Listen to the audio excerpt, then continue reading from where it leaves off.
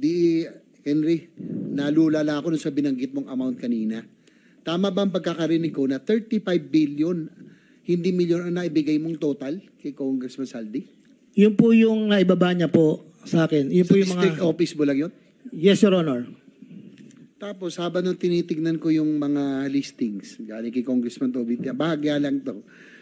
May mga bumubukol kasi. Halimbawa sa Bulacan, yung inyong district, isang ano lang to, no?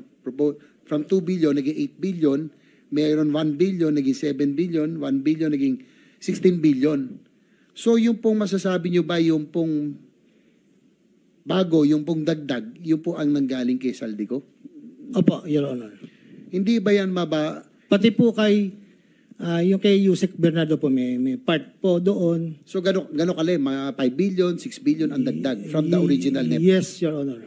So pag gano'n kalaki, hindi ba yun nabubuking? Maka-butt in lang. Yes, please. Sabi mo, 35 billion, tapos 25% na binabalik kay Saldico, di ba? Yes, Your Are you Honor. telling us na naka 8.7 plus billion si Saldico just in your district alone?